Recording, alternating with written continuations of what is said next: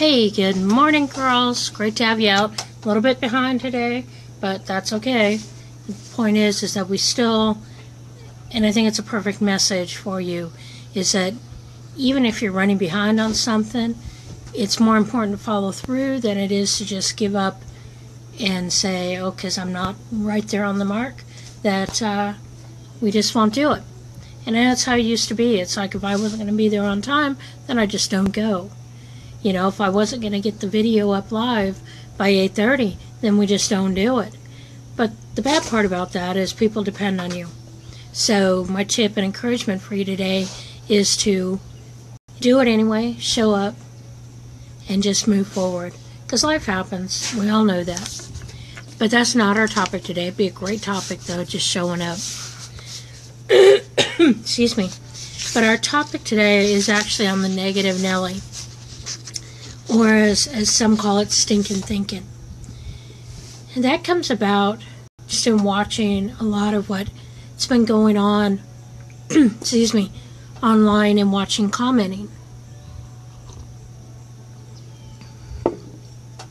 Nope, a little hot. Because here's the thing. What makes you a negative Nelly? And why did it come up negative Nelly?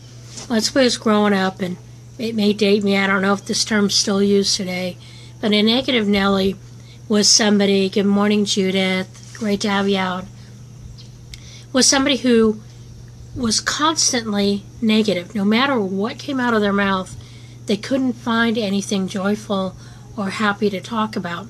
Now, it's not about putting a mask on, because we don't want to walk around with this mask in front of us saying, oh, I'm happy, joy, joy. You know, because life happens. There are things that happen in our lives. But what I talk about today is, why did negative Nelly? Because Nelly wasn't a common name growing up back then. So, but if you had negative Nancy, that was kind of, you know, what if somebody's name was Nancy? That wasn't edifying to them. So that's why negative Nelly came about when I was growing up. But we're going to talk a little bit about understanding how your attitude is powerful in this world. How your little negative cantors to somebody can really be impactful and in a negative way. You see, if we're struggling and life is bringing us, you know, lemons, as they say, we understand that. We want to be open. We want to be transparent. We want to ask for prayer on it. But if every time you respond to people, it's negative, then you're categorized more into the negative Nelly. And it's time to just be aware of it and look at how do we change that. Because see here, your little negative rebuttals, or if somebody says, oh, it's a beautiful day, and your response is always, well, we never get enough rain. Or, oh, the sun's too bright. Okay, that's a reflection on what's going on in your life. It's not a reflection of anybody else. And that's something we need to remember. You know, if somebody says, oh, you know, let's go do this. Oh, it's a horrible place to go. And it's not an issue if you're only saying it because it really is a horrible place.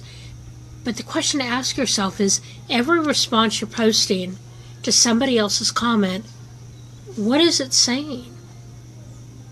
Is it a negative response?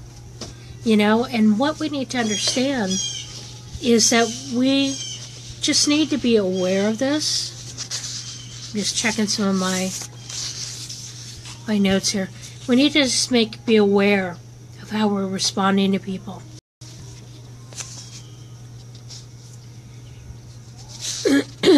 And part of that reason is that if we are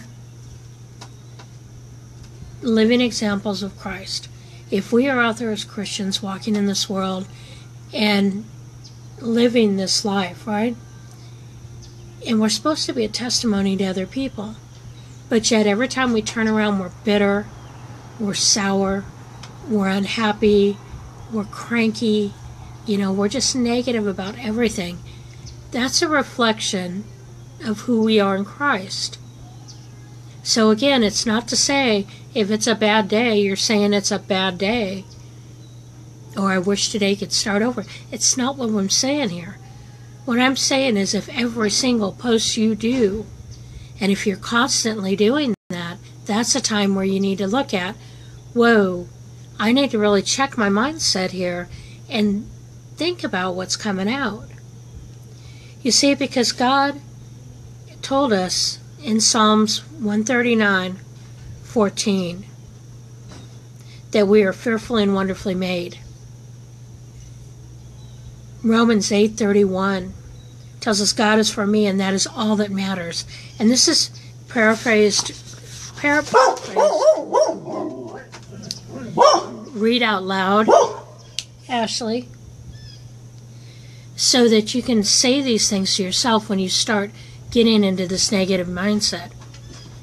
You know, again, Psalm 139:14. Sorry about that, guys. I am fearfully and wonderfully made. Romans 8:31.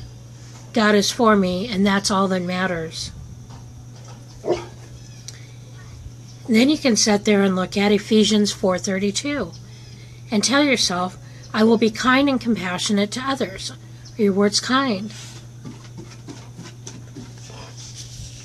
Then one that I really love to look at here is when we're talking about enjoying your life. In a comment that I read in one of the devotionals, Ashley said in here, I realize that when I say life stinks, I'm really saying I don't like what God is doing in my life. God created the world, God created me, God is love, and I can be thankful and embrace each day with an attitude of gratitude. So some of the verses to look at for this, John 16:33, there may be trials in my life, so I will be courageous. Jeremiah 32, verses 40 to 41, and this is paraphrased.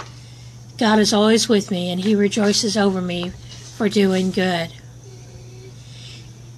And I just encourage you to take a look at,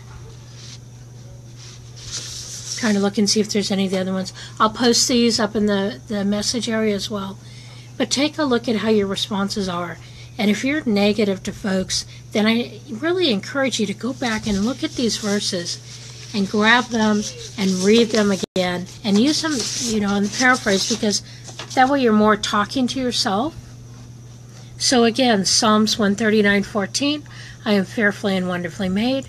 Romans 8:31, God is for me, and that's all that matters. Ephesians 4:32, I will be kind and compassionate to others. Excuse me.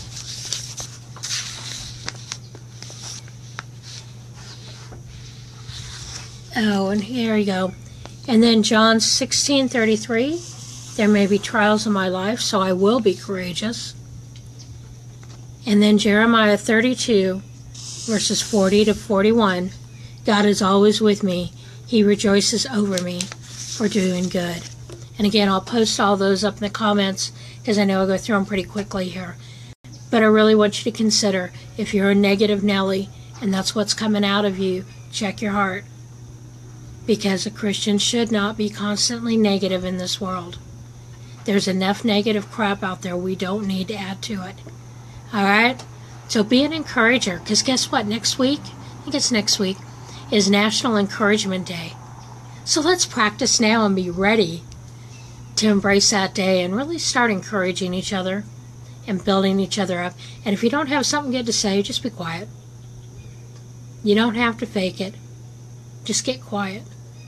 And then seek God and let God heal your heart.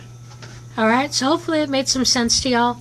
Go out there and be a positive Pamela instead of a negative Nelly. All right. Bye-bye, y'all.